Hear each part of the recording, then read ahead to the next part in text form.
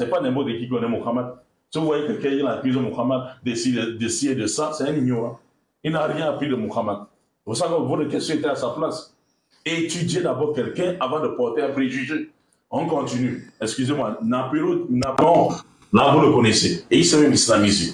Quand il s'est islamisé, voilà ce qu'il a dit. L'islam attaque spécialement les idolâtres.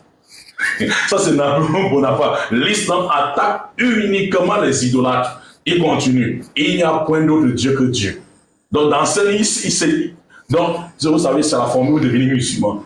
Il est devenu musulman en écrivant ce livre, en écrivant cela. Et il n'y a de Dieu que Dieu. Et Mohammed est son messager. Voilà le fondement de la religion musulmane. C'était le point le plus essentiel consacré à la grande vérité annoncée par Moïse et confirmée par Jésus. Ça, c'est Napoléon Bonaparte qui le dit. On continue. Cette fois-ci avec George Bernard Shaw, qui est un écrivain britannique. George Bernard Shaw, il dit ceci. Ce dont le monde a le plus besoin est un homme qui a l'esprit de Mohammed. Ça, c'est le plus grand historien, n'est-ce pas, savant britannique, George Bernard Shaw, de son époque. Il dit ceci. Ce dont le monde a le plus besoin est un homme qui a l'esprit de Mohammed. Les hommes religieux dans le Moyen-Âge, par ignorance et par fanatisme, ont propagé une image obscure de la religion de Mohammed. Les gens qui ont propagé ça, et qu'on répète également, les gens répètent également de façon continue ou continuelle, ou encore de façon taqlid ou ama, moutonnièrement, ce sont les gens, n'est-ce pas, qui ont suivi, n'est-ce pas, ce credo obscur. Il dit ceci, de la religion de Mohammed, et qu'ils ont considéré comme l'ennemi du christianisme. D'ailleurs, c'est eux qui l'ont considéré comme l'ennemi du christianisme. Mais après avoir eu la connaissance de l'histoire de cet homme, lui aussi, on l'avait trompé en faisant ça. George Bernard Shaw. Il dit, après avoir maintenant étudié l'histoire de Mohammed, j'ai trouvé que c'est un prodige exceptionnel. Et j'ai conclu qu'il n'est pas l'ennemi du christianisme, mais c'est le sauveur de l'humanité qui est le thème. C'est le sauveur de l'humanité. C'est un homme musulman qui dit ça. Selon mon opinion, s'il avait à se charger des affaires de ce monde actuel que nous vivons, il résoudrait tous nos problèmes et assurerait la paix et le bonheur que le monde n'a jamais espéré. Ça, c'est George Bernard Shaw. Et il finit à dire, l'Europe d'aujourd'hui qui commence à le rejeter, l'Europe de demain va l'accepter. Regardez, allez dans les médias et voyez comment les gens s'islamisent. Ça, c'est des savants. Ça, c'est pas n'importe qui parle là. Ça, on revient maintenant sur le plateau. Ça, c'était, n'est-ce pas, la confirmation des savants, pas n'importe qui. Maintenant, il dit, Mohammed revendique la prophétie. Pourquoi faire? Il y a la fois passée, dans le livre de M. Bétis, il a apporté les deux livres là, Jérusalem et la Bible du peuple. Après l'étude de ces savants, qui n'étaient pas des religieux, mais des philosophes, on entre maintenant de façon théologique. Les grands prêtres, les grands savants théologiques, catholiques, qui ont fait ce qu'on appelle les glossaires, c'est-à-dire à chaque verset, ils s'expliquent.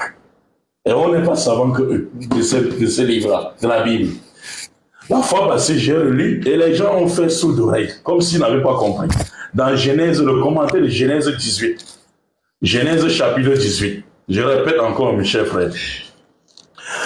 Lorsque Mohammed se présentera comme le nouveau prophète, il rappellera, c'est ça ce qu'un messager vient faire de ceux qui sont passés avant lui. Il rappellera, selon les traditions bibliques, que les Arabes descendent d'Ismaël, d'Abraham par Ismaël. Mais il ne fera pas mention de la promesse de Dieu à Abraham. Pour lui, Abraham et Moïse sont avant tout chargés de transmettre les ordres de Dieu et de faire observer prières et commandements. Or, un prophète vient toujours confirmer ceux qui sont passés avant lui, avant de dire la même chose. On reconnaît un messager lorsqu'il ne se contredit pas avec ceux qui sont passés. Il dit la même chose que eux. Et il établit également la loi que les gens doivent suivre, n'est-ce pas, à l'heure actuelle. Ça, c'était un. Et il faut commencer par étudier ça. Bible et Bible catholique. Et dit que le nom de Mohammed qu'on a mis ici, comme un nouveau prophète, c'est une erreur. Là, on peut continuer le débat. Deuxièmement, il dit que Jésus signifie en hébreu sauf. Ça ne veut pas ça dire en hébreu. J'ai dit à M. Debuti, ne soyez pas touche à tout. Parce que si vous soyez touche à tout, aujourd'hui je suis un peu doux. Je ne veux pas frapper. Ne faites pas touche à tout. Si vous voulez toucher l'hébreu, je ne sais pas si vous allez vous en sortir. Jésus ne signifie pas Dieu sauf en hébreu. Le nom de Jésus en hébreu, c'est Yeshua.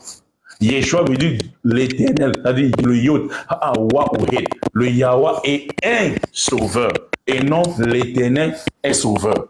Parce que quand l'hébreu n'est pas, ou l'arabe, c'est pas comme le français. L'éternel est un sauveur en arabe veut dire Yehoshua, qui est le Josué en français. Et ça, vous ne l'utilisez pas. L'éternel est un sauveur. L'éternel est sauveur. L'éternel est sauveur. C'est Yehoshua. Qui veut plutôt Josué en français? C'est plutôt l'équivalent de Josué. Ceux qui ont étudié l'hébreu, j'ai toujours dit que ceux qui sont derrière ces camarades, ils sont intelligents plus que nous sur le plateau. Ils pourront appeler pour dire qui a tort, qui a raison. S'ils ont étudié aussi l'hébreu. Donc, l'éternel est sauveur, c'est-à-dire le nom de par le sens de Josué plus superlatif que le nom de Jésus. Parce que Jésus veut dire, Yeshua veut dire, l'éternel est un sauveur, comme s'il y avait plusieurs sauveurs. Et que l'éternel était un parmi les sauveurs. Donc, ça c'est même le sens même en hébreu. Le sens de Yehoshua en hébreu plus élevé que le sens de Yeshua. Donc, s'il faut considérer de par le nom, de par son sens, les cadres tétragrammes en hébreu, le nom de Josué sera plus supérieur à celui de Jésus. Et les Juifs messianistes qui ont cru à Jésus, ils n'ont jamais basé sur le nom de Jésus pour dire que ça, c'est pas son nom qu'on sera sauvé. L'éternel est sauveur. Donc, corrigez ça. Quand vous dites Dieu sauve, les gens ont compris. C'est une erreur en hébreu. Parce que si vous dites Dieu sauve en hébreu, ça veut dire Yehoshua. Alors que le nom de Jésus, c'est Yeshua. Et non Yehoshua en hébreu. Donc, et là, il prononçait un peu Jésus. Parce que J n'existe pas dans l'alphabet hébraïque. J n'existe pas dans l'alphabet hébraïque. Allez, vous êtes allé même traduire le nom propre des gens. Et vous savez, dans la critique littéraire, on ne traduit jamais même le nom de quelqu'un. Hein, monsieur Giscard, vous appelez monsieur Enoné. Enoné, n'est-ce pas? Ça a un sens. Peut-être vous connaissez, j'ai peut dire Enoné, peut-être vu dit, excusez-moi, vous appelez dit peut-être ville. Vous arrivez, n'est-ce pas, peut-être en France, on est ville Giscard, venez. Est-ce que vous allez vous reconnaître? Donc, c'est l'erreur qu'ils ont fait jusqu'à traduire le nom propre des gens. Donc, ressentez le débat et prouvez-nous que Muhammad, que revendiquait Muhammad? Vous savez qu'il revendiquait la prophétie. Pourquoi faire? Et de Dieu, les témoins de tous ces philosophes, il y en a encore beaucoup, hein. Il y en a encore beaucoup. Et on n'est pas seulement prendre, n'est-ce pas, tout le temps du monsieur, parce qu'on va encore l'écouter. Vous comprenez un peu? Tous ces, vous avez mieux vu que tous ces philosophes et ces savants. Et Muhammad revendiquait plutôt la prophétie. Pour quelle raison? Et pour quel but? Je reste en quelques secondes avec vous. Hein. Alors, je crois qu'un personnage comme Mohamed et Jésus, avant l'arrivée, devait être annoncé par un prophète. Est-ce qu'il y a une prophétie qui annonce? Oui, oui. Vous savez, aujourd'hui, quand on demande, Mohamed est dans la Bible. Mais ils disent qu'ils veulent... les téléspectateurs chrétiens et les chrétiens. Ils veulent connaître. Oui, ils ont l'habitude de dire, on veut voir le nom de Mohamed dans la Bible. Malgré qu'il y a Mohamed même ici. Malgré qu'il y a ça. Mais nous ne basons pas dans ça. Parce que nous, on n'entre plus dans les versets. Si on fait le même jeu avec eux, pour te montrer nous Jésus, G-E-S-U-S, dans l'Ancien Testament, ils ne pourront pas. La prophétie, c'est quoi par définition? Ce sont les tableaux qui dépeignent ce qui doit venir au futur. Est-ce qu'on a besoin d'appeler le nom de quelqu'un? Lorsqu'on disait que le libérateur va arriver pour sauver les enfants d'Israël chez Pharaon, est-ce qu'on avait dit qu'il s'appellera, son nom devait être Moïse? Non, on n'appelle pas le nom d'un prophète dans la prophétie, mais on donne les caractéristiques. Et j'ai donc une prophétie rapidement dans Deutéronome chapitre 33, une prophétie qu'on trouvait dans le Coran, dans Deutéronome 33, versets 1 à 3. L'Éternel, Moïse a rassemblé les enfants d'Israël quand il voulait quitter ce monde. Il dit, écoutez-moi bien, l'Éternel est venu du mont Sinaï. Il s'est levé sur Si, dans la montagne de Jérusalem. Et il a resplendi sur la terre à travers Paran. Il a illustré ces trois grands messagers par trois grandes montagnes de révélation. L'Éternel est venu du Sinaï par l'écrit de lui. Il a reçu la loi sur le mont Sinaï. Il s'est levé sur Si, qui est la montagne, n'est-ce pas, de Jérusalem. Qui parle de Jérusalem, de Jésus-Christ. Et il a resplendi sur toute la terre à travers Paran. Les chrétiens qui nous suivent et notre ami, quel prophète est sorti à Paran et Paran se trouvait où son ami? Bien, alors, monsieur Betty, je vais ajouter, je vais vous relancer avec la question qu'il a posée. Alors, vous avez dit hein, que Mohamed, autant pour moi, revendique la prophétie. Et la question est bien posée, hein, c'est pour quel but? C'est vrai que vous pouvez également répondre à tout ce qu'il a dit. Oui, déjà, j'aurais aimé que monsieur l'imam Mokhtar nous cite les référents des propos qu'il attribue aux différents personnages qu'il a cités. Et je tiens d'ailleurs à souligner que Bonaparte n'était pas philosophe, il était plutôt un militaire et empereur français qui est militaire et qui est devenu empereur français et qui est mort chrétien. Il n'a jamais été musulman, il n'a jamais devenu musulman. Bref, donc je voudrais revenir sur le sujet parlant de Mahomet. Donc, Mahomet, quand je dis qu'il revendique, puisque vous écoutez bien son discours, il prétend que Mahomet a été annoncé dans la Bible, il prend la Bible des peuples qu'il dit.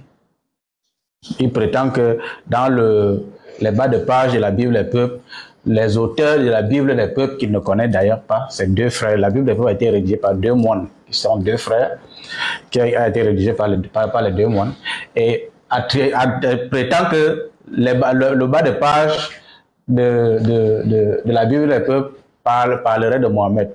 Déjà, la Bible des peuples qu'elle tient en main n'est pas la véritable. La couverture de la Bible, oui, la couverture de la Bible des peuples est connue. La couverture de la Bible des peuples est connue. Peut-être je viendrai ici samedi prochain avec la Bible des peuples. Et vous verrez que le texte qu'il a lu tout à l'heure ne s'y trouve pas.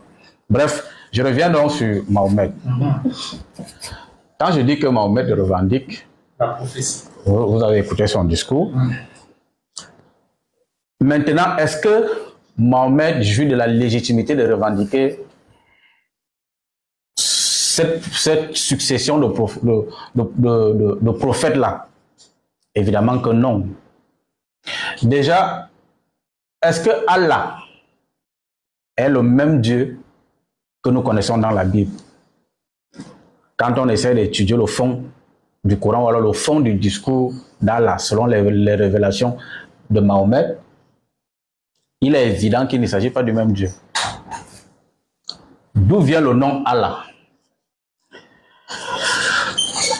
Au Moyen-Orient, le père des dieux, qui était Baal, était représenté par le symbole d'un taureau avec des cornes en croissant de lune.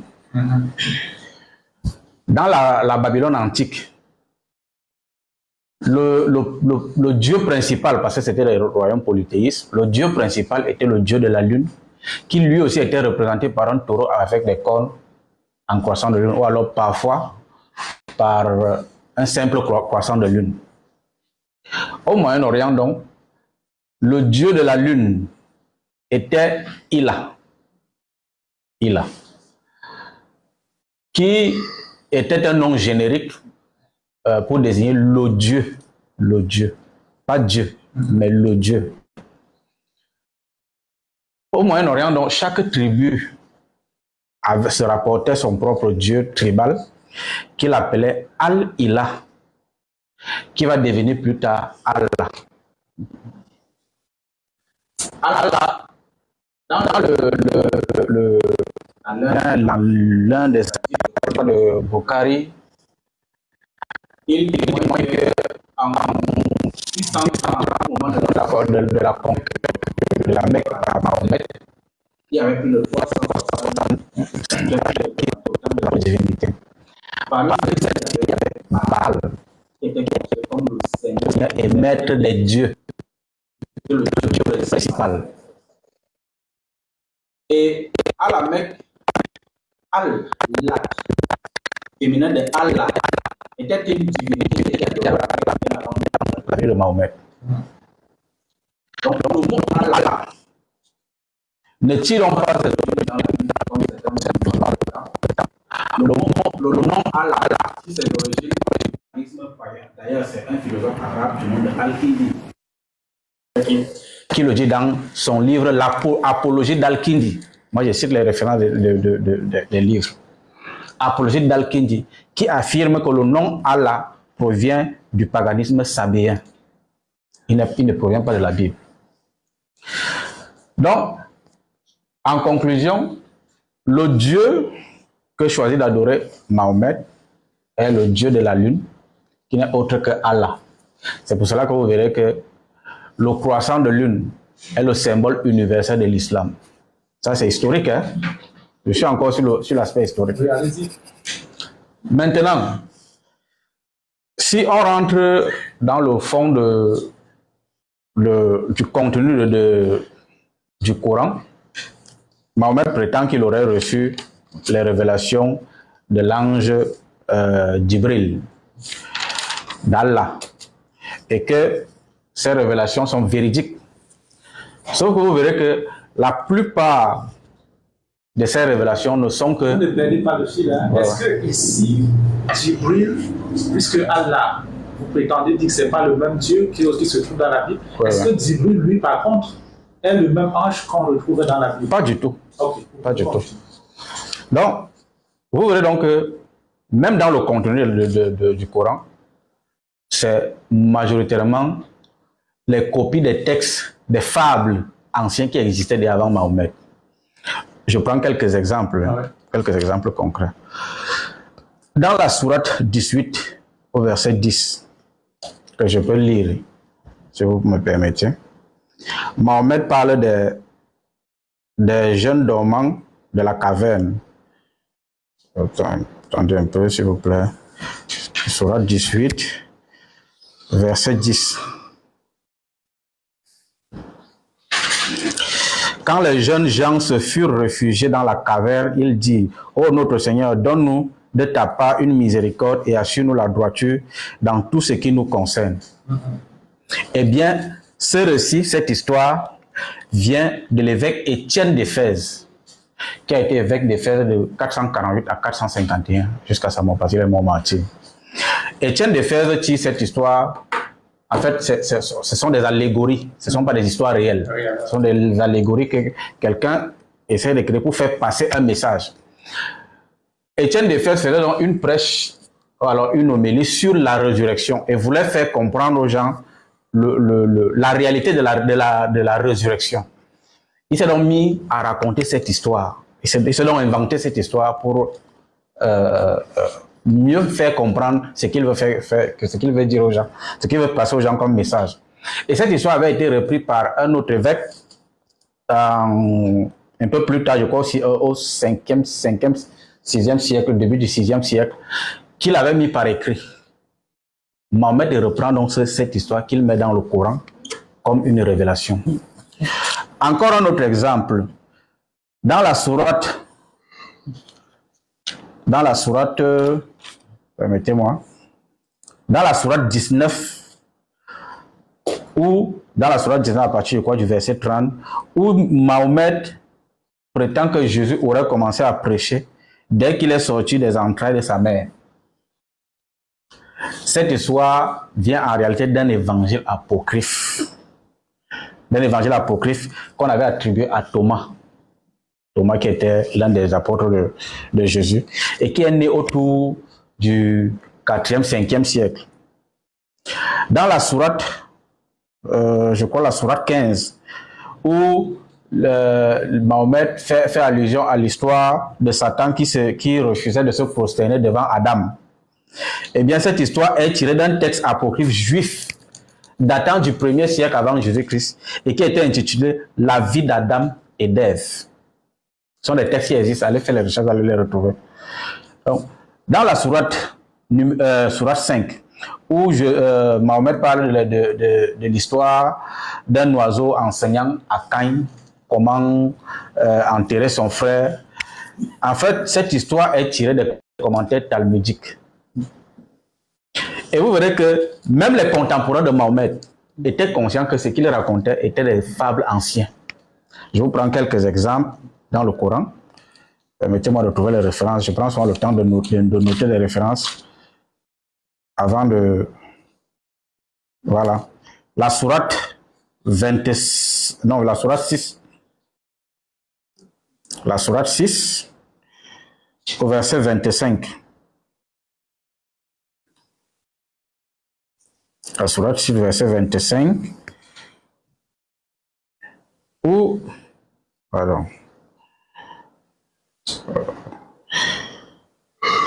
Où il est écrit, il en est parmi eux qui viennent t'écouter, cependant que nous avons entouré de voiles leurs cours, qui les empêche de comprendre le Coran, entre parenthèses, et dans leurs oreilles est une lourdeur. Quand même ils verraient toutes sortes de preuves, ils n'y croiraient pas. Et quand ils viennent discuter avec toi, ceux qui ne croient pas disent alors, ce ne sont que des légendes des anciens.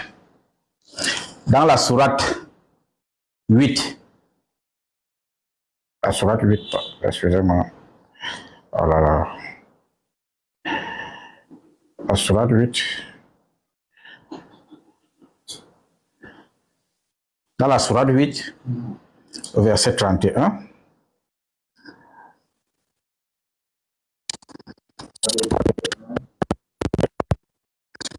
il a dit, et lorsque nos versets leur sont récités, ils disent, nous avons écouté, certes, si nous voulions, nous dirions pareil à cela. Ce ne sont que des liens. Et pareil dans la sourate 25, verset 4 à 5, la sourate 68, verset 4, la sourate 83, verset 13.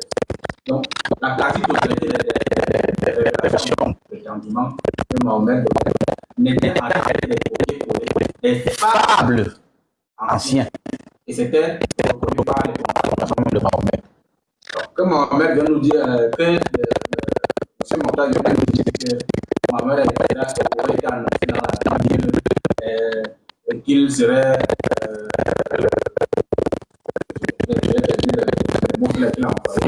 et qu'il serait le prophète légitime en quelque sorte. Ce qu'il a dit, qu'il serait le prophète légitime, et bien qu'il sache que Mahomet, le Coran en lui-même n'est qu'un copier-coller des fables anciennes qui existaient déjà avant son arrivée. Et des fables, quand on parle de fables, ce ne sont pas des histoires réelles. Ce sont des histoires qui étaient parfois racontées pour faire comprendre un message particulier. Mahomet les a pris, les a transposés dans le Coran, prétendant que ce serait une révélation de Dieu. Ainsi donc, c'est Mohamed qui a écrit le Coran. D'après les musulmans. Alors, Imam Mokhtar, oui, monsieur jusqu'à. Nous n'en avons plus, il n'y a plus le Dieu des l'islam n'est pas le même avec le Dieu des chrétiens. Alors, de quel salut parlons-nous? Parce qu'en ce moment, ça devient compliqué. Oui, c'est ce qui arrive lorsqu'on... Pour moi qui dois prendre une décision. Oui, c'est ce qui arrive lorsque quelqu'un veut parler à la télévision pour se faire voir. Et il ne maîtrise rien du tout. Il fait le touche, il devient touche à tout. Vous comprenez, il devient touche à tout. Il a commencé à convaincre la Bible. Il dit ça, c'est pas une Bible authentique. Je présente encore aux téléspectateurs. Donc, donc, en d'autres termes, ce sont les musulmans qui ont écrit ça, quoi. Ce qui veut dire que cette Bible, c'est une fausse Bible des peuples. Et lui va apporter le vrai. J'espère que cette partie va pouvoir publier. Parce qu'on va attendre le vrai. On va le lire. Avec ça, on va voir la différence. Parce que ça ne serait que de creuser la tombe des catholiques. Pour montrer les manigances qu'ils ont fait au fil des siècles. Et qui ont embobiné nos pères. Et nos grands-mères sont morts dedans. Ils sont au cimetière de souffrir. Une Bible. Un soi-disant théologien vient rejeter carrément sur le plateau. Et vous avez compris, on va couper, publier et coller avec ça.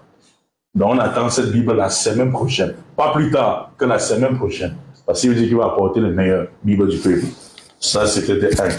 Et de deux, maintenant, il a dit Allah se parle. Vous savez, ce sont Wikipédia, Google. Wikipédia, Google. Vous savez, un chrétien même qui réfléchit. Ne peut même pas dire qu'Allah se parle. Il y a un chrétien qui réfléchit. Parce que le gars dépasse même l'entendement même. Alors, le niveau d'entendement est nul. Pourquoi? Pourquoi, monsieur Giscard? Quand Mohamed est arrivé chez les Arabes, regardez, pour celui qui le fait parler, il le connaît de la Bible, mais qui réfléchit au moins. Quand Mohamed Sallallahu est arrivé, n'est-ce pas, à la Mecque, les Mecquois avaient combien de divinités? Que Wikipédia vous dit 360 idoles, les Lat, les Hubal, les Manat. Si Mohamed était venu et que Allah faisait partie de ces dieux, selon eux, pourquoi les Mecquois ne sont combattus Mohamed? Allez, quelqu'un qui vient renforcer votre Dieu, mais vous le tuez quand même. Vous le jetez hors. Même une personne qui réfléchit juste, qui n'a même pas besoin des livres, il n'a même pas besoin des livres. Allez, vous adorez déjà la croix de Marie là-bas, Maman Marie là-bas, dans l'église catholique. Quelqu'un arrive, il dit, je crois à Marie, que la statue que vous avez mis là. et vous prenez cette personne quand même, vous le fouettez, vous le jetez hors. Vous êtes venu confirmer votre croyance. Ça a quel sens?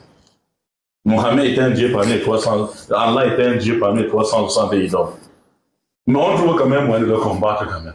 Ouais, ça ne marche pas la raison raisonnable. Ces gens-là, ce sont des prostituées spirituelles. Ils ne savent même pas ce qu'ils disent.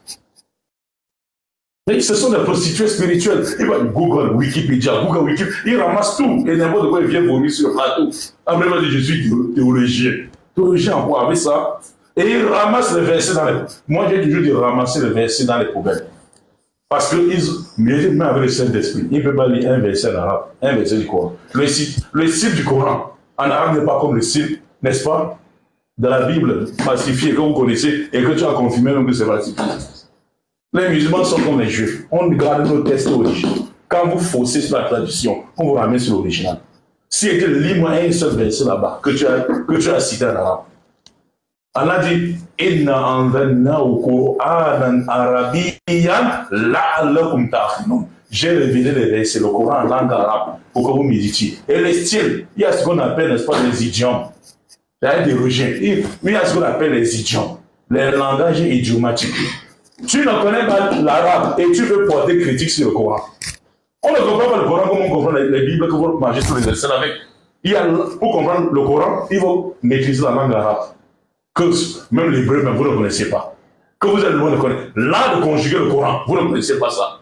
La science de l'abrégé du Coran, vous ne connaissez pas ça. La fois passée, j'ai dit, si vous voulez réfuter les musulmans, prenez le temps au moins d'apprendre. Prenez au moins le temps d'apprendre pour réfuter les musulmans. Vous partez, vous regardez, il est venu avec un cahier. Vous voyez que même les techniciens, ils ont même pitié de vous. Ils veulent filmer le cahier, donc vous lisez ça. Il a un gros cahier devant lui. Il lit la copie. Quand tu vas épuiser tous ces versets que tu as ramassés, ou que quelqu'un t'a donné, qu'est-ce que le débat va continuer? Tu vas faire quoi? Tu vas fouetter sur le plateau, mon frère. Parce que tu es venu, tu n'as rien de rien, mon frère. Maintenant, il dit tous les versets sont copiés et falsifiés dans le Coran français. Mohamed dans le Coran, chapitre 12 du Coran. Ils diront Dieu, le véritable Dieu, c'est le Dieu d'Abraham, d'Isaac et de Jacob. Vous avez 32 secondes. C'est faux. Qui est le Dieu d'Abraham, d'Isaac et de Jacob? Est-ce que c'est faux? Monsieur Bétis, si vous avez 32 secondes.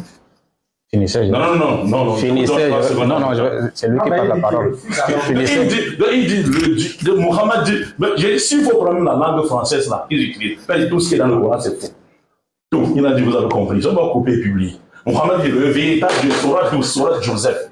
Le véritable Dieu, c'est le Dieu d'Abraham, d'Isaac et de Jacob. Donc, ça en donne le terme, Dieu d'Abraham, d'Isaac et de Jacob est vrai selon Mohamed a menti. Avec le Dieu d'Abraham est faux.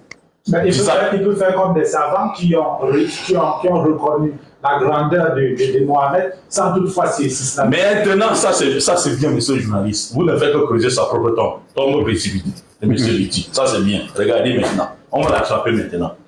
Vous connaissez, vous savez qu'un livre ne peut que être considéré comme livre théologique et qui doit sauver l'humanité lorsqu'on va voir comment ces livres a transformé l'humanité.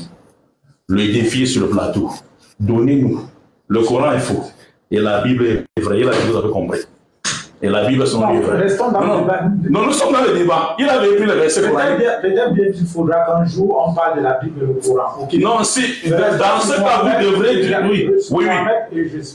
Nous sommes sur Mohamed et Jésus. Et les deux livres, selon eux, c'est le Coran et la Bible.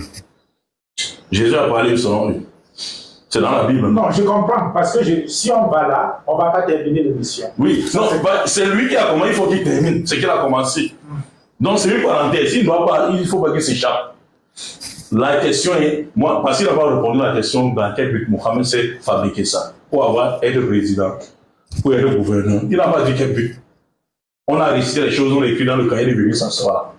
Il ne maîtrise même pas le monsieur, il est victime des péchés du quartier qu'on a envoyé ici. Dieu maintenant, je demande ceci, mes chers frères, je demande ceci, s'il vous plaît. Donnez-nous un seul État au monde dont la loi ou la constitution de ce pays est régie par la loi de la Bible, ou la loi de Jésus, ou les enseignements de Jésus. Alors, quelques secondes. S'il vous plaît. Est-ce que vous pouvez répondre à sa question? Non, je ne veux pas répondre d'abord à sa question. Je voudrais d'abord, si vous me passez la parole. Excusez-moi. Le monsieur est victime de péché qu'on a coupé, on l'a envoyé ici. Donc le gars à la boucherie ici plutôt. Il est venu à la boucherie. On l'a envoyé ici. Pourquoi les vrais pasteurs vous cachez? Il est sur le plateau où ça sert. Les gens qui viennent nous distraire chaque fois. Vous croyez que être sauveur, c'est un slogan? Je suis sauveur. Faudra-t-il se demander en quoi est-ce que Jésus est sauveur? C'est lui qui a balayé sa maison, M. Giscard. Et celui qui peut vous donner un bon conseil de balayer votre maison. Mais comparons, n'est-ce pas, les deux pays qu'a vécu les deux messagers. C'est simple. Celui qui va changer le Cameroun. Les Camerounais, une partie des Camerounais réclament Jésus-Christ comme sauveur. Une partie des Camerounais réclament Mohamed comme sauveur. Qu'est-ce qu'on doit faire l'analogie? La société des deux, ils ont vécu. L'autre a vécu en Palestine, l'autre a vécu où? En Arabie Saoudite. Le pays de qui vit sur la loi régi par l'autre. Est-ce que c'est une partie un sauveur, c'est ça. Mais sauveur de quoi? On dit un moyen d'échapper à la damnation pour atteindre la paix. Ça, sur le plan spirituel. Et sur le plan anthropologique, un moyen d'échapper quoi? D'échapper aux problèmes qui nous mettent. Pour retrouver quoi? Pour retrouver, n'est-ce pas, les solutions économiques, politiques. Ça, c'est sur le plan terrestre. Politique, économique, social. Parce que si quelqu'un qui va, la personne qui doit arranger votre vie au ciel, là, au paradis, et celui qui doit d'abord commencer à arranger votre vie sur la terre. Monsieur le journaliste, dites-nous, en un seul pays, non, nous cherchons à sortir du chaos. Si peut-être un président d'aujourd'hui, au Cameroun, ou bien notre président, et il décide de donner aussi, bon, disons, un autre président africain, un autre président va arriver. Et donne le travail à tout le monde, le travail, chacun a le travail. On va l'appeler sauveur ou pas, pas sur le plan anthropologique, sauveur ou pas. C'est celui, n'est-ce pas, qui t'aide à échapper à un danger. C'est ça qu'on appelle sauveur. C'est pour ça que nous donnons un seul pays, que la loi de ces pays est régie par les enseignements de Jésus-Christ dans la Bible. Pourquoi, n'est-ce pas, le Coran qui est faux selon eux est adopté aujourd'hui comme, n'est-ce pas, la condition de beaucoup de pays qui n'ont pas de problème sur le plan social, économique et politique, jusqu'à preuve du contraire. Est-ce qu'il y a un pays dans ce monde qui existe comme ça? L'Arabie Saoudite. L'Arabie Saoudite, c'est un système, le système, n'est-ce pas, le système, n'est-ce pas, coranique. Il n'y a pas l'affaire des présidents là-bas. Mohamed dit, il n'y a pas question d'élection. Multipartisme, ignorance. Et multipartisme, ignorant, les gens, on dit, on va voter le président et laisser l'autre, partir de la gauche et partir de la droite. C'est l'éducation qui vous donne. C'est un cours éducatif. Il n'y a pas ça là-bas. Une personne prend le pouvoir, il laisse l'autre prendre. Il laisse l'autre prendre, ça pas de père à fils. Ils sont en paix. Sur le plan économique, tous les pays musulmans, les pays, n'est-ce pas, non musulmans, peuvent être frappés par les crises économiques. Donnez-nous, jusqu'à l'émission finie, le défi au lancé aux chrétiens, donnez un seul pays musulman qui est frappé par une crise économique.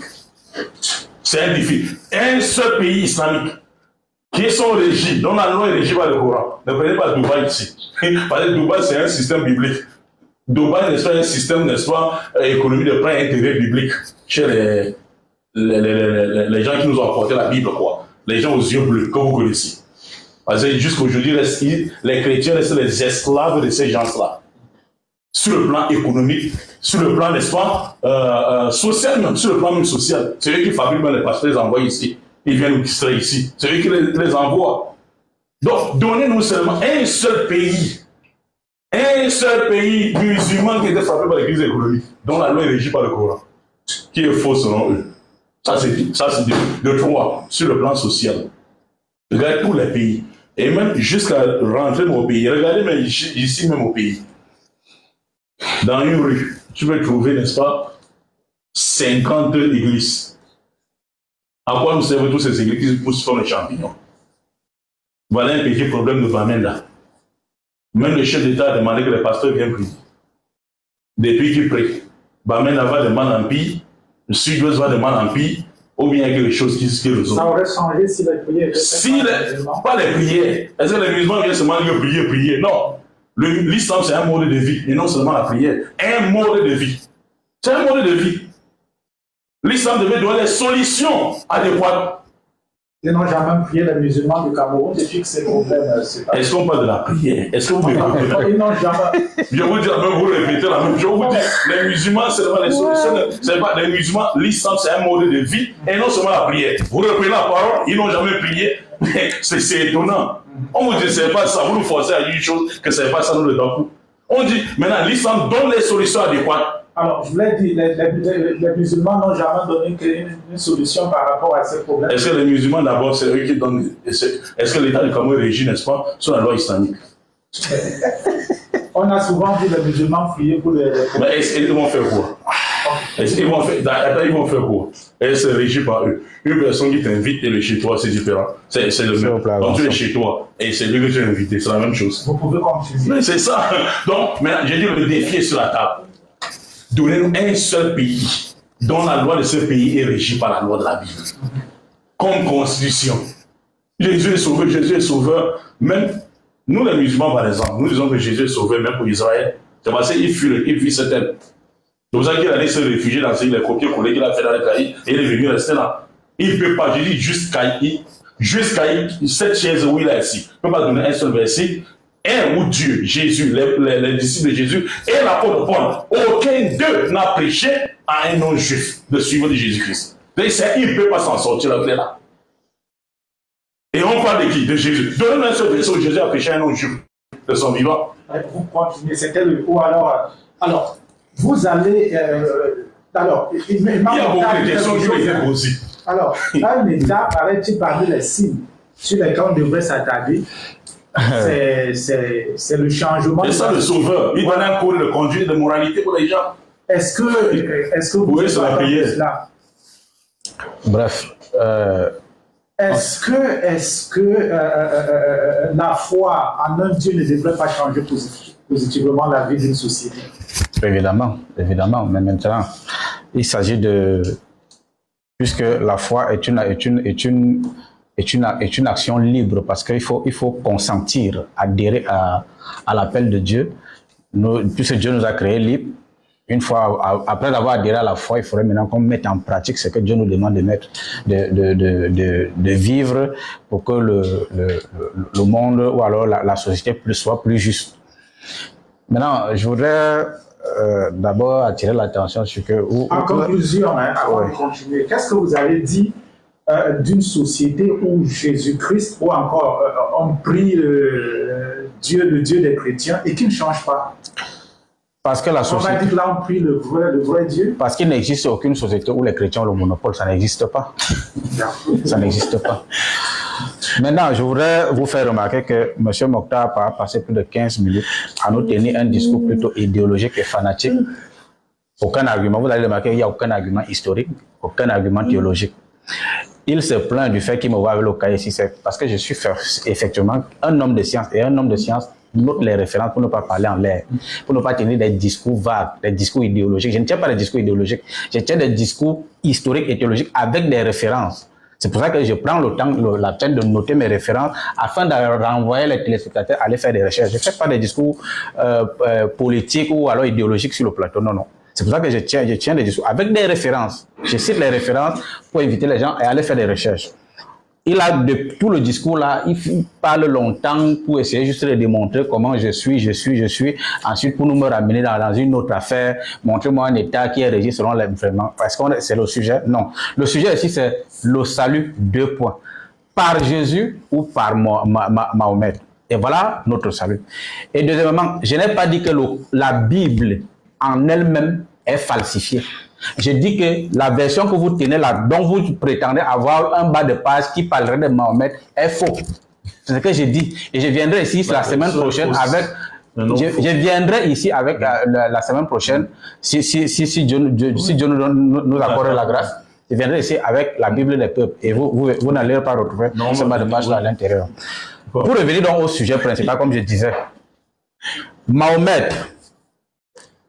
ça dit que... S'il vous plaît. Alors, je voudrais m'adresser aux téléspectateurs qui essaient de nous avoir à travers le téléphone, de laisser le message au 650, de laisser le voice plutôt au 658 93 52 15. Si vous avez des soucis avec le téléphone, si vous ne parvenez pas à nous avoir, laissez envoie au 658 93 52 15. J'espère que M. Aruna, qui est en Slovénie, m'entend là présentement. Il essaie de nous joindre là. Utilisez le 658 93 52 15. Si vous avez des problèmes avec le téléphone, laissez-nous un voice WhatsApp à travers le même numéro. Vous pouvez continuer. Oui. L'imam Mokhtar posait la question de savoir pourquoi est-ce que Mahomet était combattu s'il venait confirmer la divinité. Non, c'était des royaumes polythéistes. Et dans les royaumes polythéistes, ça veut dire que chacun a sa divinité. Il n'y a aucune divinité qui fait l'unanimité. Sauf que dans le cas de il était considéré comme le meilleur, le Seigneur des autres dieux. Et quand vous lisez la sourate 23, verset 14, vous allez comprendre. Ensuite, nous avons fait une adhérence. Et de l'adhérence, nous avons créé un embryon. Nous de cet embryon, nous avons créé des vaisseaux. Nous avons revêtu les déchets. Ensuite, nous l'avons transformé en une autre création. Gloire à Allah, le meilleur des créateurs. Gloire à Allah, le meilleur des créateurs. On dit le meilleur des créateurs. Il y a plusieurs créateurs. Parmi ceux-ci, Allah est le meilleur. Le français, c'est pas moi qui ai traduit ça. C'est pas moi qui l'ai traduit. Le français. Si vous comprenez autrement, vous allez nous expliquer sûrement. L'imam Mokhtar est tellement calé en français, il va mieux nous expliquer plus tard. Mais pour l'instant, ce que je comprends, c'est que gloire à Allah, le meilleur des créateurs. C'est-à-dire que parmi les créateurs, il est le meilleur. Ce qui correspond effectivement au culte voué à Baal, qui était considéré comme le Seigneur et maître de tous les autres dieux. Il dit que Mahomet, dans la sourate, il a cité une sourate où Mahomet dit que le Dieu d'Abraham et d'Isaac est le meilleur. Mais ça ne veut pas dire que forcément le contenu de sa théologie vient de ce Dieu-là. Puisque tu ne vas pas comprendre que la quasi-totalité de la révélation de Mahomet est en total. Alors, pour ceux qui veulent intervenir en nous appelant, utilisez le 658 93 52 15. Certainement, vous avez des soucis avec ce numéro. Envoyez-nous le voice WhatsApp, toujours à travers ce numéro, je vous en prie. Et pour les messages, faites le 620 14 56 87. Allez-y, monsieur. Bonjour, je m'appelle Yao, je vous appelle de la Côte d'Ivoire, je reviens en ce moment d'accord. J'ai quelques questions à poser au pasteur. Je voudrais savoir pourquoi Mahomet ne serait-il pas un envoyé de Dieu? Y a-t-il un verset biblique qu'il a indiqué ou qu'il a annoncé qu'il ne serait pas un envoyé de Dieu? Et en quoi Jésus serait-il le sauveur de l'humanité? Quel aurait été donc le rang des premiers prophètes, donc les premiers envoyés de Dieu? Aurait-il donc échoué au point où Dieu enverrait son propre fils pour sauver l'humanité? Merci beaucoup. Je reprends rapidement. Déjà que la Bible ne parle pas de Mahomet. On ne peut pas dire qu'il y aura un texte qui qualifie Mahomet de faux. La Bible ne parle pas de Mahomet. Ça n'existe pas. Depuis qu'on vient sur ce plateau, on a demandé 1001 fois au camp d'enfants de nous donner un texte concret qui parle de Mahomet ou alors qui annonce Mahomet. Même les signes, le texte il a donné le Deutéronome 33, 1, 3. Nous allons le lire peut-être tout à l'heure. Aucun texte de la Bible ne parle de Mahomet. Maintenant, sur la question de savoir pourquoi est-ce que Dieu aurait eu besoin d'envoyer son fils, est-ce que les prophètes anciens ont échoué? Évidemment, les prophètes anciens ont échoué. Ils n'avaient même pas de mission pour sauver une quelconque personne. Les prophètes d'avant avaient pour mission d'annoncer la venue de celui qui vient sauver le Fils de Dieu. Il est venu, il a accompli son œuvre et les gens ont vu, les gens ont témoigné. Les apôtres sont des témoins oculaires de ces événements-là. Ils en rendent compte à travers les évangiles. Maintenant, pour revenir dans ce que j'étais en train de dire que... Alors, il ne nous a pas suivi au début. En quoi Jésus-Christ serait le sauveur de l'humanité? Il a aussi posé cette question. Oui, parce qu'il est fils de Dieu. Il est fils de Dieu. comme je l'ai lu la dernière fois... Je vais vous poser la question comme les musulmans. Hein. Est-ce que Dieu fait les enfants? Justement, cette question est très pertinente d'ailleurs parce que cela nous démontre en réalité les limites du Dieu des musulmans, de Allah. Parce que c'est un Dieu, non seulement il est menteur, c'est un escroc. Non, non, ça, selon, je vais vous prendre des textes. Hein. Je vais vous citer des textes tout à l'heure. Vous allez comprendre pourquoi je le dis. Il faut quand même... Non, c'est pas moi qui qualifie.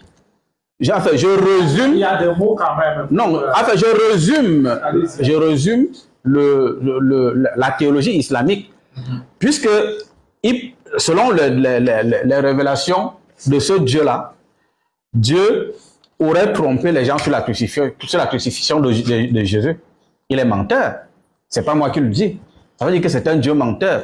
Dieu serait incapable d'avoir un enfant parce que selon eux, il n'aurait pas de compagne. Ils raisonnent dans à partir de leur réalité humaine, ils veulent attribuer cette réalité humaine à Dieu. Monsieur Issam Benguele, appelez le 658 93 52 15, s'il vous plaît. Si vous avez des problèmes avec le téléphone, laissez un message vocal. Allez-y. Oui. Salam alaikum, Imam Mokhtar. Wa alaykum salam. Et salut monsieur le théologien chrétien.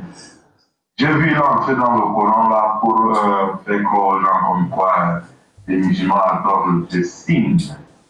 Il se réfère au Koréchite, qui était là bel et bien des enfants. Le prophète Mohammed paix salut chez lui. Là, il veut nous faire comprendre là, que le prophète Mohammed paix salut chez lui a copié chez les Koréchites. Nous aimerons, comme il est un théologien, qui nous dise est-ce que ce sont les Koréchites qui ont copié chez Abraham, paix salut sur lui selon le Coran, ou bien c'est Mohammed paix salut sur lui qui est venu arracher ce qu'ils avaient copié, puis ils ont perverti pour remettre ça sur pied. S'il voudrait maintenant dire que nous adorons ce que les Koréchites adoraient à l'instar Obal, Uza, Mana, etc., et que Allah c'est bel et bien Ubal ou bien le Dieu Sin, comme il a dit, dans tout le Coran le Karim, Allah promet aux musulmans qui l'adorent le paradis. Alors, si les Koréchites qui adoraient Ubal, Sin, comme il a dit, etc., adoraient Allah qui veut comparer à cela, automatiquement ils doivent avoir le paradis. Alors, nous demandons devant tout le monde qu'ils prennent la sourate 9, le verset 17. Allah est en train d'envoyer tous ces gens en enfer qui adoraient le Dieu Sin, etc. Alors, sans toutefois perdre le temps, dans la sourate Al-Baqarah, la sourate 2, le verset 189, Allah dit, dans la traduction rapprochée au centre des versets, s'il t'interroge sur les nouvelles lunes, dont il a dit Dieu, lune, Dieu Sin, dit, elles servent aux gens pour compter le temps et aussi pour le pèlerinage Hajj. Et ce n'est pas un acte de bienfaisance que de rentrer chez vous par l'arrière des maisons, mais la bonté pieuse consiste à craindre en bas, entrer donc dans les maisons, par leur porte d'entrée et criant là afin que vous réussissiez. Donc Allah nous fait comprendre ici que la lune nous sert à compter du temps. Lui vient nous dire elle sert à adorer. C'est incroyable. Où est-ce que le Coran a dit cela? Merci. Merci, monsieur de la Côte d'Ivoire. Je peux répondre. Alors, vous pouvez continuer. Je peux d'abord répondre. Oui, vous pouvez aller ici, c'est à vous la parole. Oui, chers téléspectateurs, je n'ai pas dit que Mohamed demande d'adorer la lune. Je n'ai pas dit ça. J'ai démontré les origines du nom Allah sur le plan historique. Et je m'en suis en tenu d'abord, je m'en tiens d'abord là. Je ne suis pas encore allé où Mohamed a demandé d'adorer. Je n'ai pas encore dit ça pour l'instant. Je donne d'abord les origines du nom Allah. D'où ça vient et comment ça en est arrivé là. C'est ce que j'ai dit jusqu'ici. Et j'ai donné la référence qui était un philosophe arabe ayant vécu au 9e siècle qui s'appelle Al-Kindi. Dans son livre Apologie d'Al-Kindi, vous pouvez aller faire les recherches, vous allez trouver cela. Al-Kindi affirme que le nom Allah provient du paganisme sabéen, pas de la Bible. C'est ce que j'étais en train de dire. Je n'ai pas dit ici que Mohamed a demandé d'adorer la lune. Ce n'est pas ce que j'ai dit, si vous êtes honnête. Bon. Maintenant, j'ai même perdu le fil de ce que là où j'étais. J'étais en train de... Vous avez posé la question de savoir en quoi Jésus On a un téléspectateur là. Alors, il est parti. Oui, vous m'avez posé la question de savoir en quoi Jésus serait-il sauveur de l'humanité.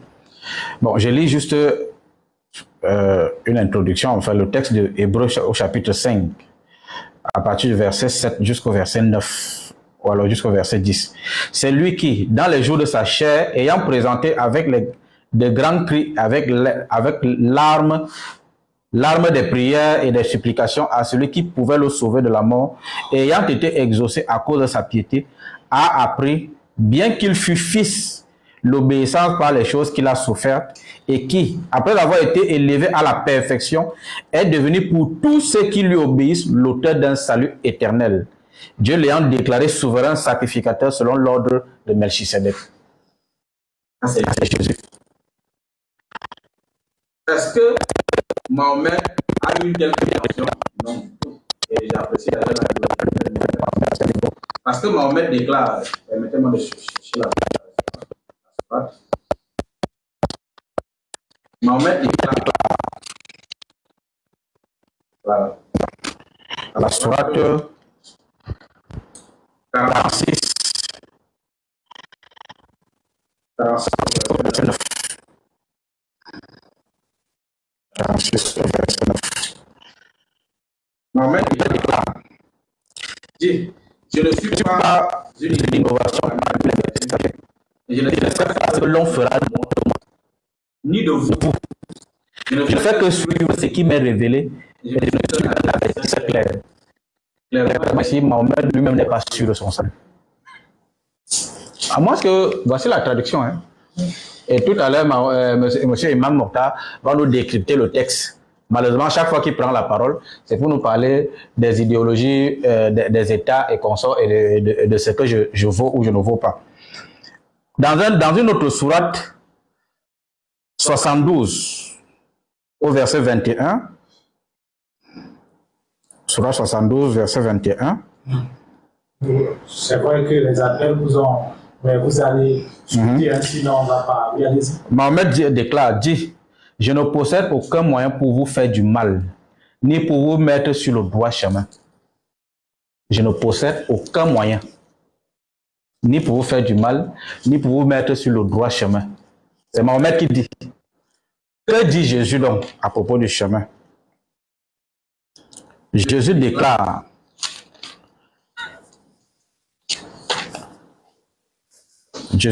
dans Jean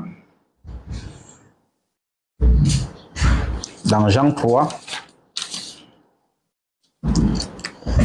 dans Jean 3,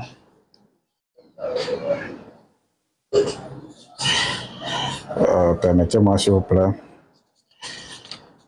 Les questions des téléspectateurs nous ont fait perdre le fil un peu. Alors, pendant que vous cherchez, hein, alors Imam Mokhtar, Jésus... Je m'appelle je suis au Niger.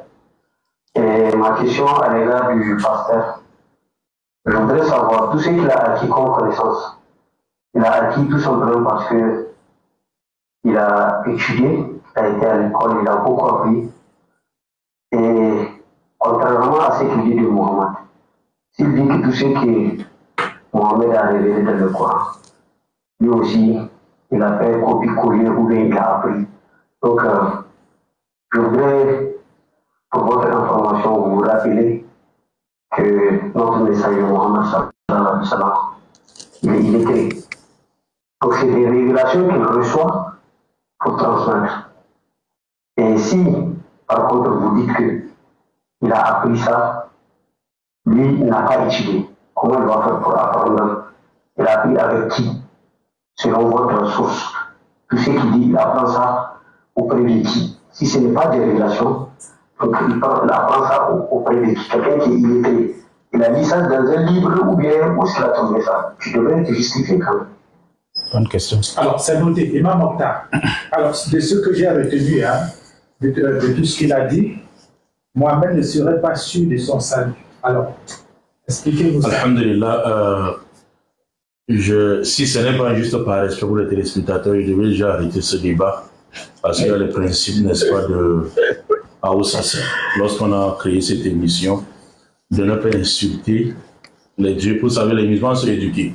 Il nous a interdit dans le Coran, chapitre 6, par le verset 104, Allah dit, on ne veut pas insulter ce que les idolâtres adorent, de peur qu'ils insultent le véritable Dieu par ignorance. Vous comprenez un peu. Juste à vous-même, étant même non musulman, ça vous a touché. Vous comprenez un peu. Et ça, c'est l'arme fatale, n'est-ce pas, des ignorants. Parce qu'ils n'ont pas d'argument.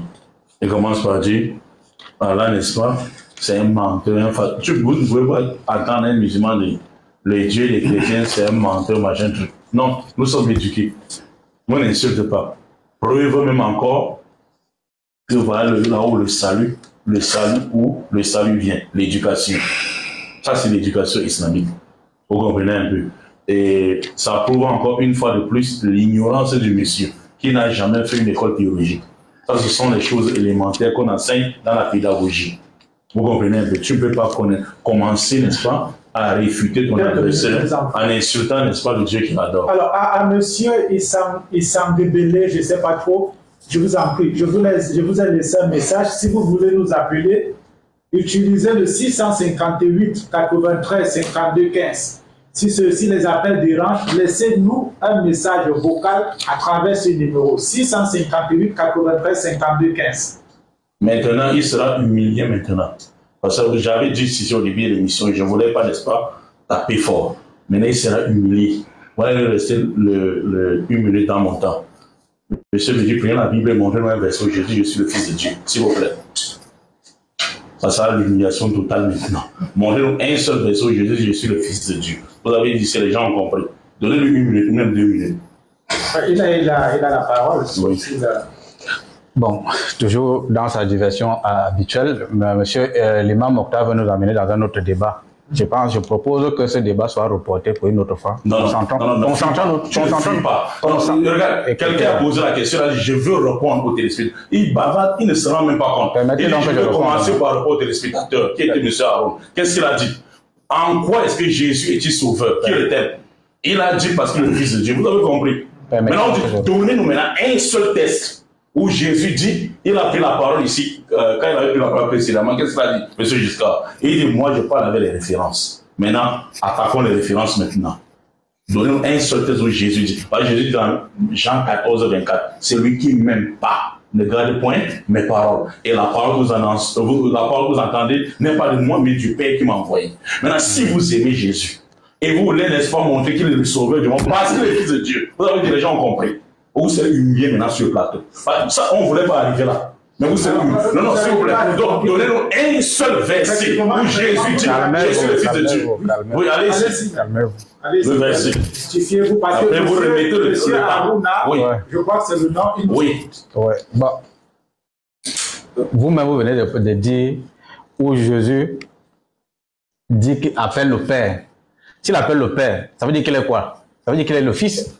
Maintenant, allons-y tout progressivement. Bien que ça va nous envoyer ailleurs, c'était pas ça mon. J'ai demandé le verset, vous remettez ma parole. Il a dit Jésus, il a pris les mêmes paroles. Il dit Jésus est le Fils de Dieu parce qu'il a appelé Dieu Père. Donc ça veut dire, dans Matthieu chapitre 23, verset 9, Jésus dit, il n'appelait personne sur la terre votre Père. Un seul est votre Père, c'est lui qui est dans les cieux. Son Père est le Père des autres. Dès qu'il parle des disciples cette fois-ci, donc il devient le Fils de Dieu. Et une personne qui est ignorante, c'est-à-dire qui ne connaît pas distinguer les bras, les coudes de gauche avec, n'est-ce pas, le genou droit. Il dit c'est parce qu'il a dit Jésus. Donc cherche jusqu'à peu du contraire. Maintenant, on va passer à l'humiliation directe. Dans les textes maintenant, direct. Parce que vous avez attaqué le Dieu musulman en insultant. Mais je ne peux pas insulter le Dieu. Mais je vais vous humilier, vous. Mais je vais vous humilier, vous. Vous comprenez? Donc maintenant, j'ai dit ce qu'il a dit. Maintenant, j'ai lu dans Jean chapitre 20, verset 17. Il dit ceci, monsieur Giscard. Je n'ai pas encore répondu. S'il vous plaît. Ok, vous avez repris la parole. Donnez le verset. Vous avez repris la parole. Je vous ai demandé le verset. Ok, maintenant vous avez... Donnez la parole. Donnez la parole. Allez-y. Bon, j'ai lu là le texte de... Ça, c'est juste un texte pris à la volée comme ça, parce que pour entrer en profondeur, on va entrer en profondeur plus tard. Ça, c'est le texte de Jean, chapitre 3, à partir du verset 35, où Jésus dit, « Le Père aime le Fils, lui, et il a remis toutes choses entre ses mains. » Donc, le Père aime le Fils. Ça veut dire Jésus parle de lui comme le Fils de Dieu. C'est ça. Je prends un autre texte. S'il vous plaît. Tu as voulu un texte pour Jésus. Tu as voulu un texte pour Jésus. Je vais parler. Tu m'as donné la parole. Tu m'as donné la parole. Vous ne maîtrisez rien. Parlez donc. Vous avez commencé par dire qu'il a dit il est père, non? Après, vous avez commencé à fouiller. Maintenant, vous commencez à chercher n'importe quel verset pour montrer que même si nous les musulmans, écoutez mes chers frères, nous les musulmans, nous ne nions pas. Il y a des textes qui appellent Jésus Fils de Dieu. Mais Jésus ne s'est jamais appelé Fils de Dieu. Hein? Et les fils de Dieu, quand on dit Jésus, ça veut dire quoi? Maintenant, on va lui dire le même texte qu'il a appelé. Matthieu chapitre 3, avec sa Bible, Jérusalem. Voilà, vous avez attaqué le Dieu des musulmans. Nous, on va attaquer vous. On n'attaque pas vos idoles. On n'attaque pas vos idoles. Donc maintenant, ici, dans la Bible de Jérusalem, ici dans Matthieu chapitre 3, à moins qu'il dit que Jérusalem encore est fausse, comme n'est-ce pas, cette Bible. Donc, je rappelle encore la deuxième fois, il va nous apporter cette Bible la semaine prochaine. La version qui est vraie, parce que ça c'est une version, n'est-ce pas, qui est fausse. Donc ici, s'il vous plaît, c'est pas vous à me demander d'avancer. Vous allez pisser sur le plateau. Vous n'avez encore rien vu ici. Que veut dire Fils de Dieu, dont les disciples, où la Bible a fait mention pour Jésus-Christ. Parce que là, oui, le monsieur ne maîtrise pas les langues sémitiques. Jusqu'à preuve du qu'il ne peut pas. Il ne peut pas. Il ne connaît ni l'hébreu, ni le grec, ni rien. On a copié les choses dans les pays, il est resté, il dit je suis, machin, truc. Vous êtes venus vous faire voir. S'il vous plaît. Ça c'est mon temps. Vous avez peur de quoi? Matthieu ici, dans Matthieu chapitre 3, écoutez, on a pris sa Bible catholique. Une fois de plus, le commentaire des catholiques. Jésus ayant été baptisé, nous sommes dans Matthieu chapitre 3, versets 16 à 17. Ayant été baptisé, Jésus aussitôt remonta de l'eau. Et voici que les cieux s'ouvrirent, vit l'Esprit de Dieu descendre comme une colombe est venue sur lui. Et voici qu'une voix venue du ciel disait, celui-ci est mon fils bien-aimé, qui a toute ma faveur. Lettre explicative K. C'est là, j'avais dit la fois parce qu'il va déchirer ce qu'il appelle master ici sur le plateau. Parce qu'il ne maîtrise rien. C'est là qu'il vient. Avançons. Vous comprenez un peu, mais je suis en train d'avancer. Vous allez chier sur le plateau. Ouais, vous n'avez encore rien vu. Avançons, je suis en train d'avancer. Pour montrer votre ignorance, genre. Lettre explicative K. K, ici. Sinon, vous voulez, je vous donne vos listes. K. C'est comme le fils. Merci beaucoup, monsieur le K. Lettre, il y a K ici. Et explication de K.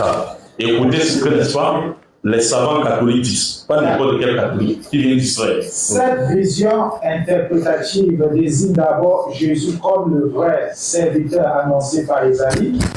Toutefois, le terme de fils substitué à celui de serviteur, grâce au double sens du terme grec païs, souligne le caractère messianique et proprement filial de sa relation avec le Père. Vous avez compris ce que les catholiques ont dit. Mais les gens qui viennent répéter mouton. Est-ce que tu as compris ce que le texte dit? Est-ce que tu as compris le texte? Est-ce que tu as compris le texte? Est-ce que je peux parler? Parle. Tu peux me laisser parler. Jusqu'aujourd'hui, nous ne connaissons pas que le texte existe dans la non-explicative. On dit le texte original qui a été prononcé par Isaïe, en hébreu c'est Ebek, qui veut dire serviteur. Dans les textes originaux c'est Ebek qui était serviteur. Le Coran dit, Coran 5, verset 75, Jésus n'était rien d'autre qu'un messager de Dieu, un serviteur de Dieu. On dit maintenant, lorsqu'on traduisait le terme évêque, serviteur, contre Isaïe, en grec, c'était païs. Païs, maintenant, lorsqu'on voulait traduire maintenant en français, ça avait deux sens. Le sens de serviteur et le sens de fils. On dit, les traducteurs ont préféré le terme fils.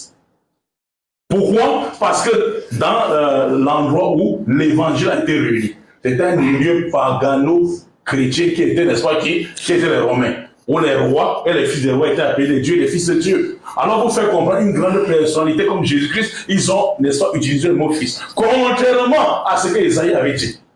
Contrairement à ce que Isaïe avait dit. C'est pour ça que je lui ai demandé de donner un seul verset. Il a entendu fils dans le sens de la myopie spirituelle, comme celui de Dieu a fait les relations, et ne soit charnel. Non. C'est là il a compris le terme fils. Et c'est normal, parce que fils dans le dictionnaire n'a que deux sens. Légitime et légal. Légitime qui vient de ton sang. Et légal qui est reconnu par la loi. Vous comprenez un peu? Au moment où nous parlons, il y a des chrétiens qui pensent que Jésus-Christ est, n'est-ce pas, le fils légitime de Dieu. Comme le winner international. Peut-être il fait partie parmi eux. et il vient prêcher le christianisme catholique ici, en reliant les livres, n'est-ce pas, des catholiques. Vous comprenez un peu. Ça, c'est l'ignorance qu'il a dit. Il dit, Mohammed a dit, je ne possède, Mohammed, Jésus est le sauveur. Vague. Il a dit un verset vague.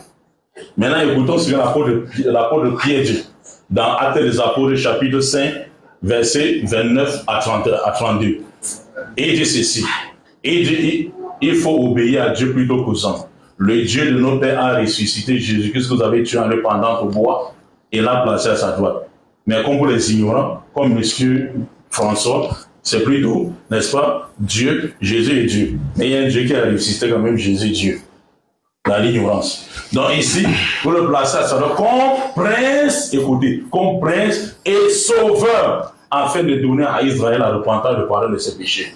Nous sommes d'accord avec Pierre que Jésus est le sauveur pour Israël. Tous les prophètes sont d'abord des sauveurs. Pour les peuples vers qui ils ont été envoyés. Et l'apôtre Paul dit ceci maintenant. L'apôtre Paul, que je dis toujours, il a lu un verset vague. Il n'a pas montré que Jésus est sauveur. On dit que le président Paul Biya est sauveur. Il n'est pas sauveur pour le Gabon. S'il doit être sauvé, il doit être sauveur pour le Cameroun. Vous comprenez un peu. Jésus est sauveur pour qui? Nous, les musulmans, on accepte que Jésus est sauveur.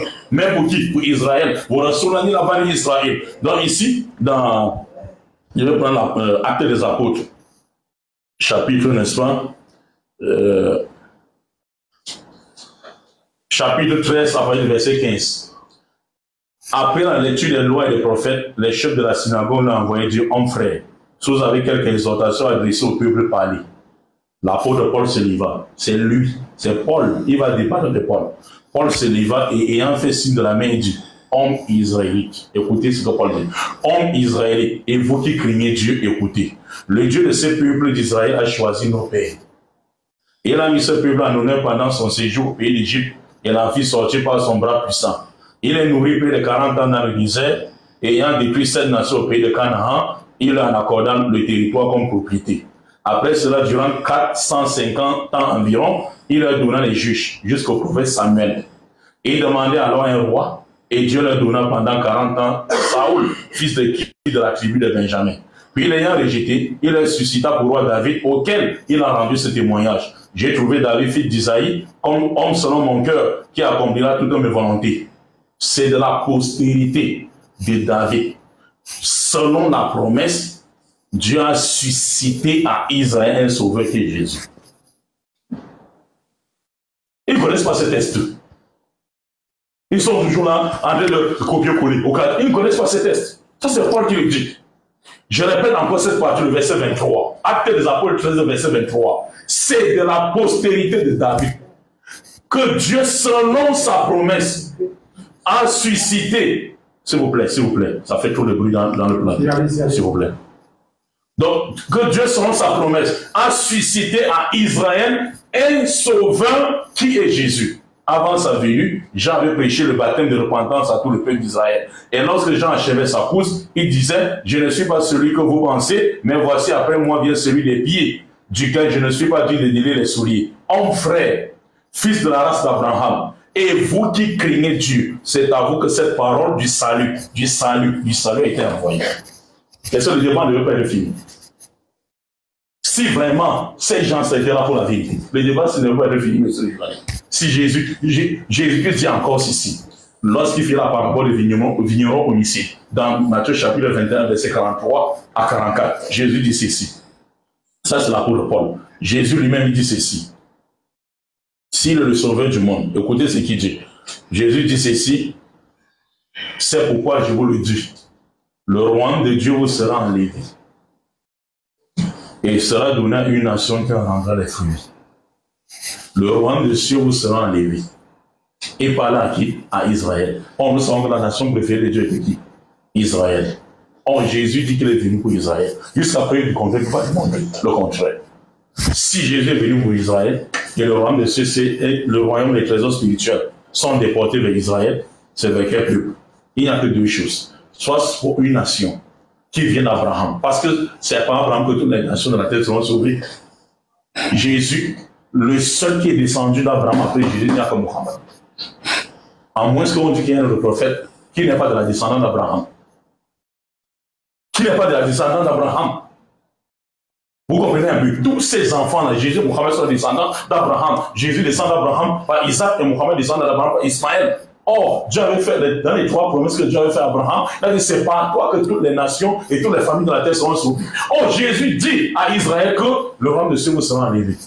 Si Dieu enlève le trésor spirituel de chez Israël, il va donner à quel peuple? Là, il faut qu'il revoie à quelle nation? Le royaume de Dieu sera enlevé d'Israël et donnera une nation, pas des nations. C'est ce qui aime dire pluriel singulier. Il y a une nation. Quelle nation? Qui en rendra les fruits? On dit cette nation-là. On dit cette nation rendra les fruits. Alors, vous avez entendu monsieur aussi, le royaume des cieux sera enlevé et sera de la nation. Expliquez-moi ça. Ça donne envie de savoir.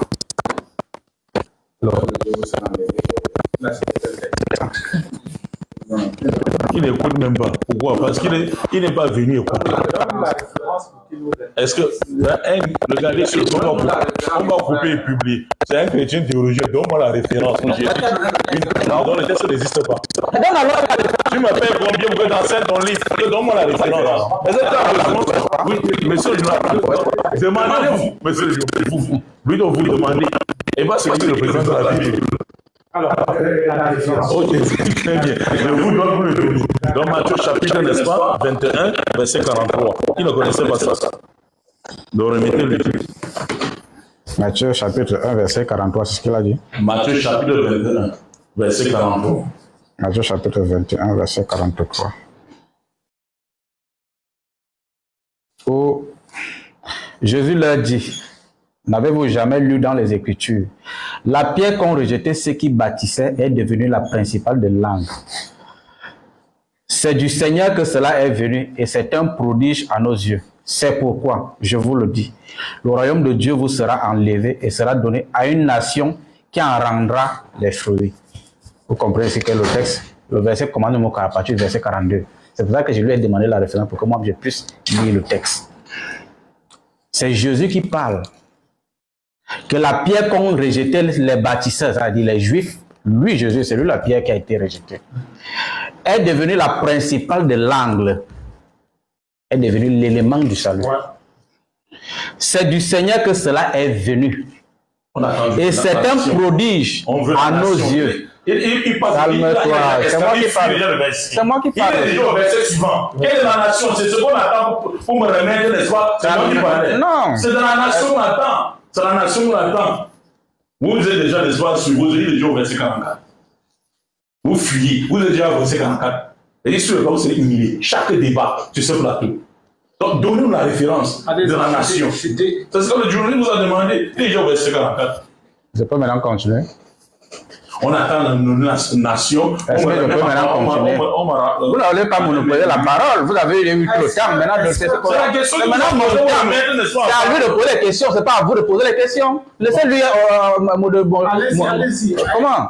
Oh là là. Je suis en train de lire le verset 42 et le verset 43. Je ne suis pas allé au verset 44. Pour faire comprendre que Jésus parle de lui. C'est lui l'objet du salut. C'est lui la pierre qui a été rejetée. C'est lui qui sera demandé sur la pierre, monsieur Joël. C'est lui Jésus. C'est lui Jésus. Et maintenant, remettez la parole. Jésus fait allusion à quelle nation? Merde alors. C'est la nation. Pour la nation, c'est difficile. C'est la peur de la vérité. Il esquive la guidance. Lui, là, il esquive la guidance. Donc, je reprends la parole, monsieur le journaliste. Tu as demandé non maintenant que il s'agit de quelle nation? C'est ce même Jésus maintenant. Dans Matthieu, le même Matthieu, au chapitre 28. C'est le dernier chapitre. On était au chapitre 21. Oui. Il y a une chronologie à cela. Il y a une chronologie logique à cela. Donc, à partir du verset 20, le chapitre 28, à partir du 16e verset, nous lisons. Et là, c'est Jésus après sa résurrection. Il dit, les 11 disciples allaient en Galilée, sur la montagne que Jésus leur avait désignée. Quand il le vit, il se prosternait devant lui. Mais quelques-uns eurent des doutes. Jésus s'étant approché leur parla ainsi. Tout pouvoir m'a été donné dans le ciel et sur la terre. Allez, faites de toutes les nations des disciples, les baptisant au nom du Père, du Fils et du Saint-Esprit. Et enseignez-leur à observer tout ce que je vous ai prescrit. Et voici, je suis avec vous tous les jours jusqu'à la fin du monde. La nation dont il s'agit ici n'est plus une nation au sens géographique du terme. Ce n'est plus une nation au sens géographique du terme. C'est une nation en tant que peuple de Dieu. Et le peuple de Dieu aussi ne désigne plus seulement une nation géographique, mais c'est pour ça que Jésus a vu la nécessité de créer l'Église. C'est quoi l'Église? Que signifie l'Église? Il crée l'Église sur les apôtres.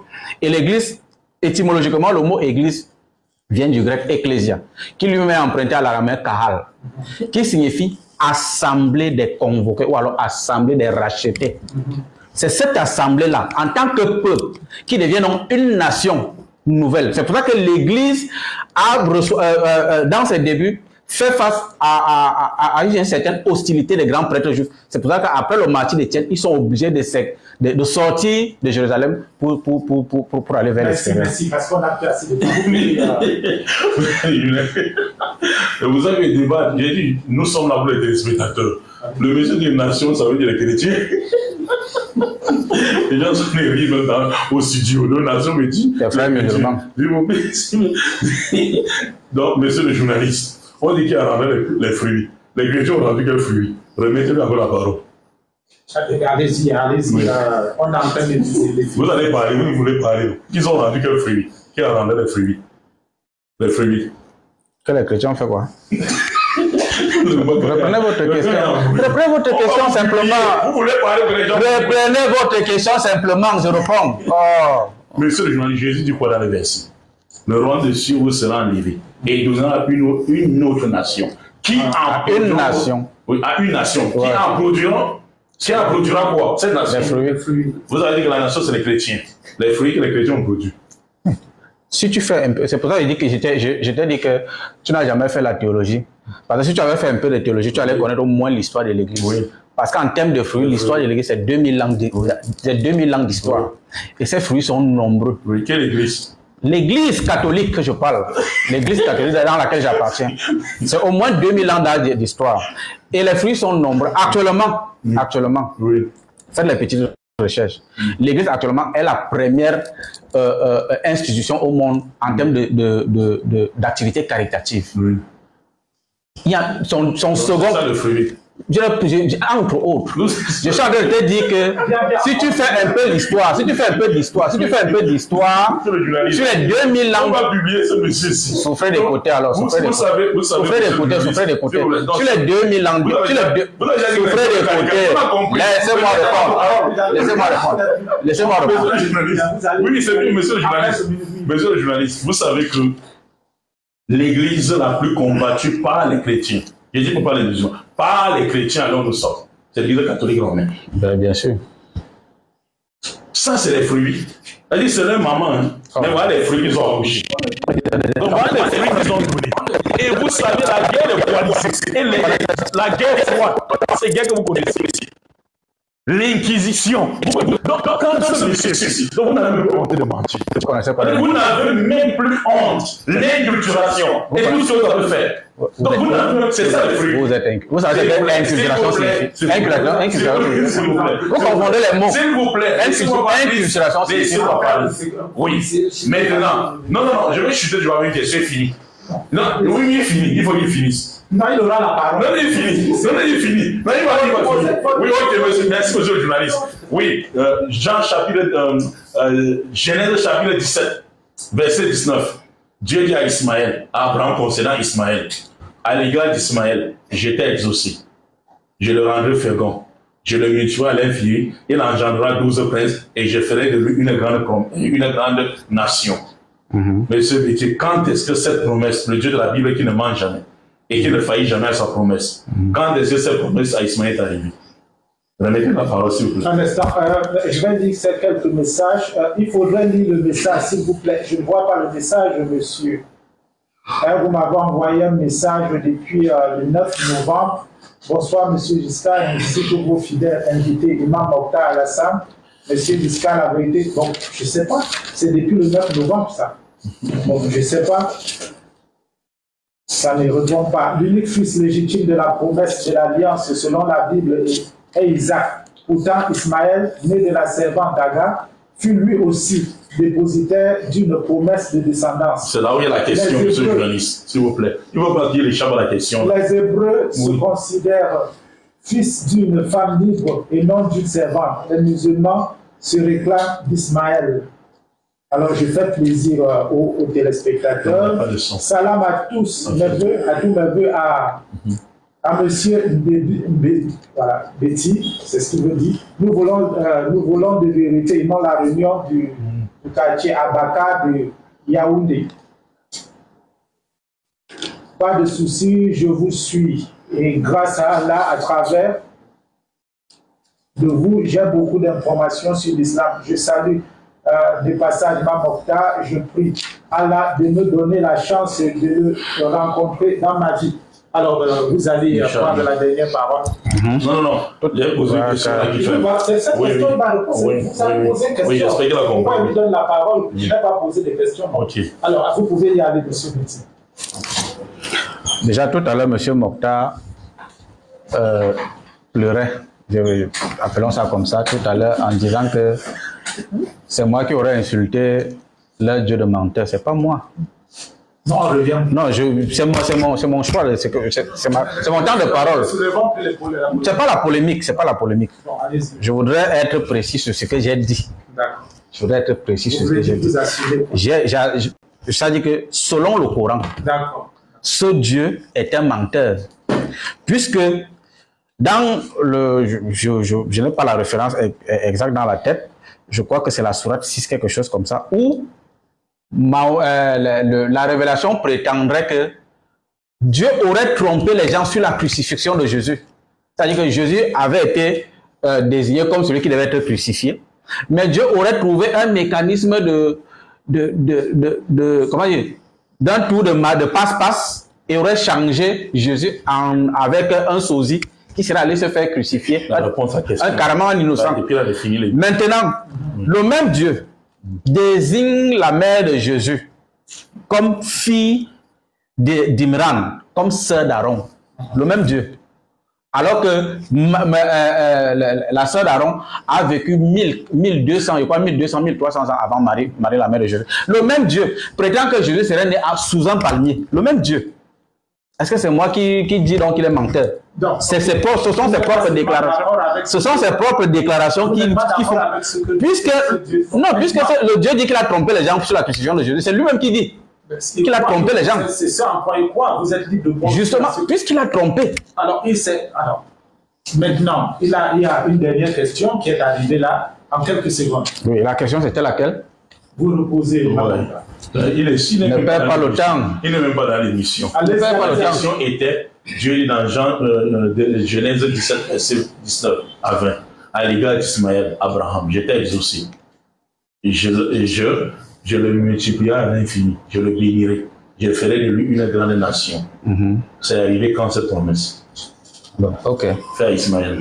Déjà que il y a souvent une confusion totale entre la descendance d'Ismaël en tant que peuple et la religion islamique. La descendance d'Ismaël en tant que peuple existait bien longtemps avant la venue de l'islam et Mahomet. C'est moi qui vous avez posé la question. Je réponds avec mes mots. Ils ont prospéré quand? Selon la promesse. Le temps est fini pour que je prenne ma parole. Vous perdez donc tout ce temps pourquoi encore? Si le temps est fini. Vous me perdez donc tout ce temps encore pourquoi? Allez-y, répondez. La descendance d'Ismaël dont il s'agit ici désigne le peuple arabe. Ça n'a rien à voir avec la religion islamique. Ça n'a rien à voir. La religion islamique, c'est autre chose. Même si majoritairement les Arabes sont devenus musulmans, mais ils ne sont pas tous musulmans. Mais là, quand on désigne la descendance d'Ismaël, il s'agit d'abord du peuple arabe. Et en parlant de la nation dont je parle, ça n'a rien à voir avec la nation arabe. Je dis très bien que, et l'ordre chronologique du texte de Matthieu le démontre, puisque Jésus, juste après, envoie ses disciples prêcher toutes les nations et de faire des disciples. Oui, pour les gens qui demandent que c'est est-ce qu'un imam ou les pasteurs sont finis au Cameroun, pour que tu débats avec les tintin, entre parenthèses, au plateau. Non, c'est les tintin, il faut le dire. N'est-ce pas, les gens, n'est-ce pas, qui se passent, n'est-ce pas, pour les gens qui ont étudié, qui ne connaissent rien. Je vous dis que les pasteurs du Cameroun, d'abord, sont les poules mouillées. pour les gens qui sont à l'extérieur, qui ont posé ces questions. Ils fuient. Et ça, ce sont, n'est-ce pas, les discours fanatiques. Les plus courageux, quoi, qui ne maîtrisent rien, qu'on pousse devant. Nous savons, on pousse toujours les bidons qui font les vies. Ça fait toujours les bruits, on les pousse devant. Et les vrais restent derrière. Et c'est pour ça, et les Arabes, ils descendent par Ismaël. Les Arabes, monsieur l'historien, les Arabes, les vrais Arabes, on appelle les Qataris de Jérôme, ils viennent du Yémen. Allez encore faire des recherches. Ou bien ceux qui vous ont envoyé sur le plateau pour exciper l'ignorance. Allez là encore les demander et les informer. Merci, les vrais Arabes viennent du Yémen. Ils viennent du Yémen. La régime me fait des signes là. Inch'Allah. Comme il est de coutume ici chez vous, vous allez vous accorder une accolade familiale, amicale, vous appelez ça comme vous voulez, parce que c'est juste un débat d'idées. Donc on va revenir sur le plateau, n'est-ce pas, avec les mêmes mouvements dans ce même projet, Inch'Allah. Une personne qui ne respecte pas la croyance, on ne le respecte pas. Alors, merci, mesdames, messieurs, merci de nous avoir regardés.